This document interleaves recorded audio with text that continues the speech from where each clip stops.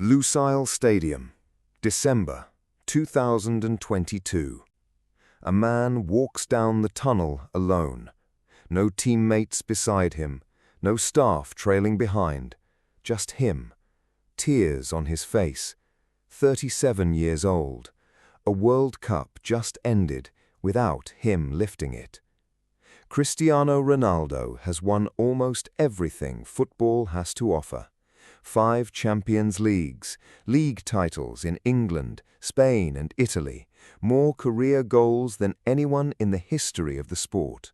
And in that tunnel, none of it seemed to matter, because there is one mountain that has never let him reach the top: the World Cup. 20 years later, that mountain is still standing. This is the story of every attempt to climb it. 2006, Germany. A 21-year-old Ronaldo arrives at his first World Cup. Fast, fearless, impossible to ignore. Portugal reach the semi-finals, their best finish in nearly 40 years, but it is not a clean story. In the quarter-final against England, Ronaldo is seen winking toward his own bench moments after Wayne Rooney, his Manchester United teammate, is sent off. Back in England, he is painted as the villain who got a friend dismissed. Portugal lose the semi-final to France, lose the third-place match to the host nation. Ronaldo is booed by sections of the crowd in his final game of the tournament. The boy who was supposed to conquer the world leaves it instead with a target on his back. Nobody watching believes this will be the closest he ever gets. Nobody believes he will still be chasing it 20 years later. The years pass. The goals arrive. Then more goals. Then even more goals. Manchester United, Real Madrid, Juventus. Records falling so frequently that people stop celebrating them, because greatness becomes normal. And once greatness becomes normal, people start demanding the impossible. 2010, South Africa. Ronaldo arrives as the most expensive player in the world, a €94 million signing at Real Madrid, the reigning Ballon d'Or winner, and now Portugal's captain. He has not scored for his country in 16 months, not one goal across an entire qualifying campaign. The armband that should feel like an honor starts to feel like evidence against him. Portugal scrape through their group. A scrambled goal against North Korea, the ball bouncing off his own neck before dropping to his foot, finally ends the drought.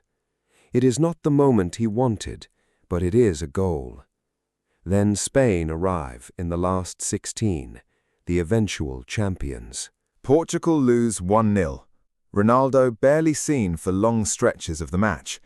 Back home, the newspapers do not soften it.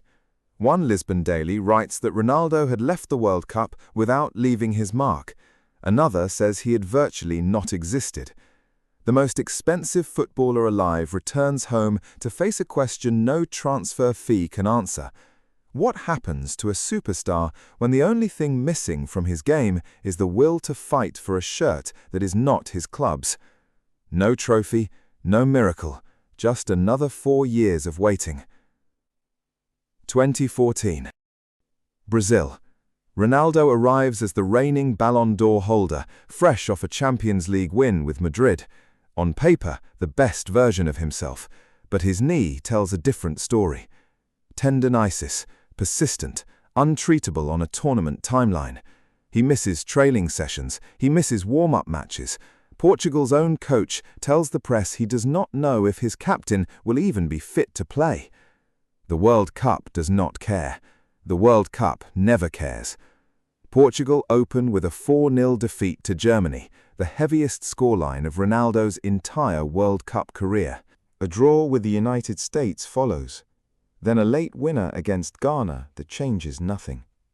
Portugal are eliminated in the group stage, not because he failed in the moment, because his body had already been failing him for months before he ever stepped onto the pitch. But the World Cup was never Ronaldo's only opponent, because while he chased the trophy, something else was happening around him. His body was aging. Football was changing, faster, younger, hungrier. And Portugal, the team built to carry him, was quietly changing too. 2018. Is this finally the tournament? Russia. And for one night, it feels different. Spain versus Portugal, one of the biggest matches of the tournament. Cristiano Ronaldo scores, then scores again, then scores again. A hat-trick, 33 years old. Standing over a free kick in the 88th minute. The wall set. The goalkeeper ready. The world watching. The ball bends. The net moves. History happens. For 90 minutes, he looks unstoppable. For 90 minutes, the mission feels possible. Then Uruguay arrive in the last 16, and the dream dies again. Quieter this time, almost routine, as if the world had started to expect it. By now, something strange is happening. Footballers are not supposed to survive this long. They are not supposed to remain at the top for 20 years. New stars arrive, new heroes emerge, the old legends fade away. That is how football works. Except Ronaldo refuses to cooperate. 20 years, 5 World Cups, nearly 2 decades spent waiting for another chance. Children born during Ronaldo's first World Cup are now adults.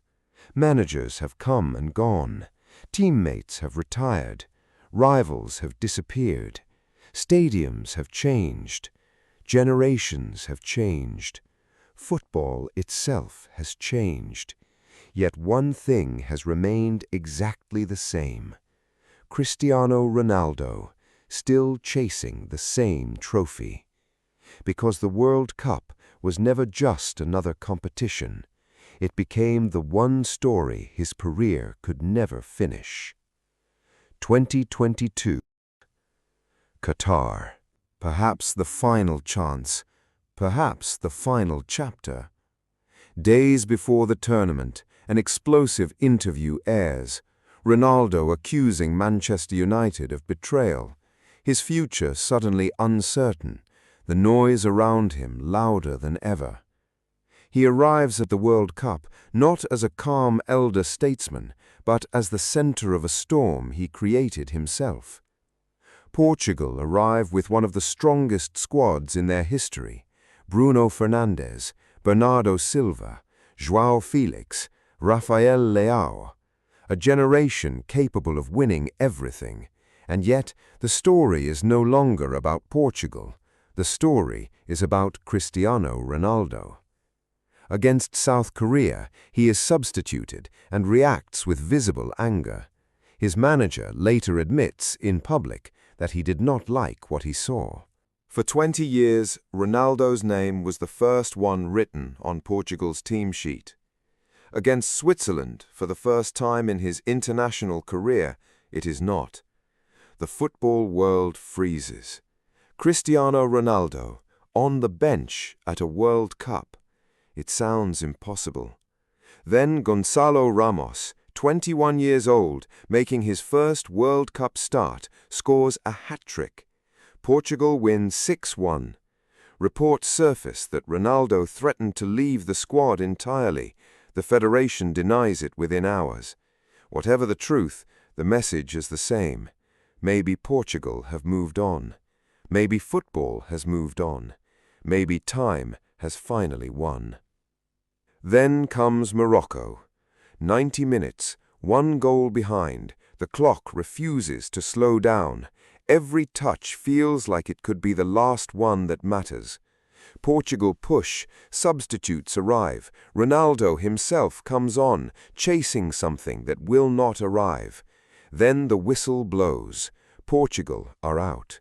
Morocco make history. Cristiano Ronaldo walks down the tunnel. Alone. Crying. No speech. No farewell. No final message. Just silence. The image travels around the world. One of the greatest footballers who ever lived, reduced to tears. Not because he lost a match, because he knew what it meant. He knew opportunities like this do not come back. He knew time was running out. 8 goals across 5 World Cups, the first man in history to score in 5 different editions of the tournament. 22 appearances, 9 wins, and after all of it, 0 trophies. The single line on a resume that otherwise reads like fiction. For most players, that would have been the end. But Cristiano Ronaldo has built an entire career around refusing to accept endings. And now, against logic, against probability, against time itself, one final opportunity has appeared. The 2026 World Cup. He will play, but he will not just be chasing the World Cup. He will be chasing something no outfield player has ever done. Not because history says he can, because history says he can't. He will be 41 years old when it begins. 20 years ago, there was one mountain still standing. 20 years later, it is still standing. The mountain never changed, only the climber did. Maybe the World Cup was never going to be Cristiano Ronaldo's greatest achievement. Maybe refusing to stop chasing it for 20 years already was.